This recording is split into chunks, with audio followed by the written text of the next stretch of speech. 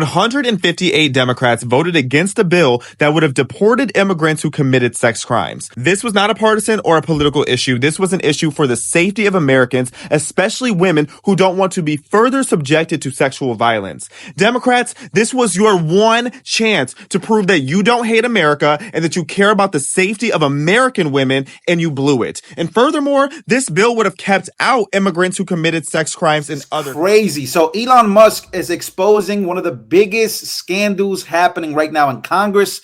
He's going full throttle on X. He has the most followers there. He obviously is the owner of it. He is amplifying something that 158 Democrats just did on September of 2024, going into this year. He wants to let the world know exactly what Democrats and where they stand when they say that they are serving the American people. I want to show you this list that he just put out there. And right now, this is what he's saying. There is no excuse. Please post the list of people who oppose this law and want to keep illegals who are convicted sex offenders in America. They all need to be voted out of office, every and each one of them. Here's the list, and the list is pretty shocking. You can go look up the list here anywhere on the internet, but you can find it on X with over 20 million views. This is pretty insane. So why did 158 Democrats vote to keep sex offenders in the United States of America, specifically illegal ones? In September of 2024, the House passed a bill to deport undocumented immigrants convicted of sexual crimes. Every single Republican and 51 Democrats voted in favor. Shockingly, 158 Democrats opposed this. The bill targeted rapists, pedophiles, domestic abusers, and stalkers, ensuring they couldn't stay in the United States of America. Opponents claimed it demonized immigrants. But how does protecting convicted predators help anyone, specifically their victims? Ladies and gentlemen, this is pretty crazy stuff. Make sure to smash the like button. Let me know where you guys are watching from. As always, deporting violent offenders isn't fear-mongering. It's basic public safety. Why would anyone vote to keep criminals who prey on women and children? You can find the source on this on Newsweek and C-SPAN. Here is the list, though. Let's get to the list because the list is pretty crazy. So here's the list, ladies and gentlemen. We have the 158 Democrats who voted against deporting sex offenders. We have in Alabama, Terry Sowell. Anybody from Alabama, you already know what to do. We got Pete Aguilar in California, Amy Barra, Julie Brawley, Salud. Let's see if we see some names here. This is all in California. By the way, most Ted Lieu in California, Kevin Mullen, Nancy Pelosi, of course, Adam Schiff, of course, Norma Torres, Mike Thompson, and Maxine Waters, of course. This is just the list of people, 158 of them. That was just from California. Here's Colorado, Jason Crow, Diana DeGette, Brittany Patterson, and of course, Connecticut. You have Delaware, Florida, a bunch of them. You can find this list anywhere you want. You got people in Georgia, congressmen in Georgia, 158 of them. Now, this bill did come to pass, but the 158 Democrats is something that specifically Elon Musk is targeting because he wants the world to see, specifically Americans who vote in these local elections.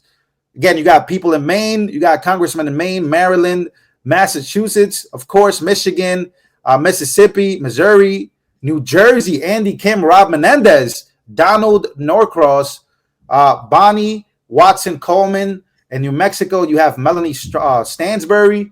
New York, you got Jamal Bauman, Hakeem Jeffries, Congress minority leader, if I'm not mistaken, Alexandria Ocasio-Cortez, AOC voted for this. Of course, you got a whole bunch of more other names you guys can go look up. But here's another post that Elon Musk put out there to the world of Nancy Mace speaking of this on the congressional floor. Again, January 5th. This happened in September, but it is very important that we get the message out there because I don't think people are taking this very lightly. Here's Nancy Mace speaking about this on the House floor. Take a listen. Biden-Harris criminal illegal aliens have molested American children, battered and bruised American spouses, and violently raped American women and girls. In April 2022, an illegal alien was arrested in my home state of South Carolina for sexually abusing an 11-year-old girl. after being previously deported not once, but twice. In May 2022, an illegal alien and Guatemalan national impregnated a 9-year-old girl in Ohio. In April 2023, an illegal alien broke into a woman's house in Indiana in the middle of the night, physically assaulted her, and held a box cutter to her throat while he.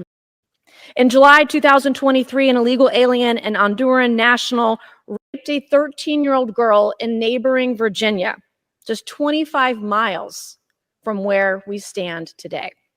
In March of this year, an illegal alien followed a woman from the train station, grabbed her, robbed her, and sexually assaulted her. On March 25th of this year, an illegal alien was arrested and charged with raping a mentally incapacitated 14-year-old girl in Alabama. On May 13th of this year, a serial rapist illegal alien was arrested in California for raping 2 women in a van, which authorities referred to as his dungeon on wheels. In April of this year, an illegal alien was charged after breaking into a mobile home in Michigan and viciously sexually assaulting 2 young girls under the age of 13. In May of this year, an illegal alien abducted an 11-year-old girl in Florida, forcing her into his van, brutally raping her. In June 17th of this year, 2 illegal aliens raped and strangled 12-year-old Jocelyn Nungarai in Texas. Just last month, an illegal alien was arrested after raping a 10-year-old boy in Mississippi.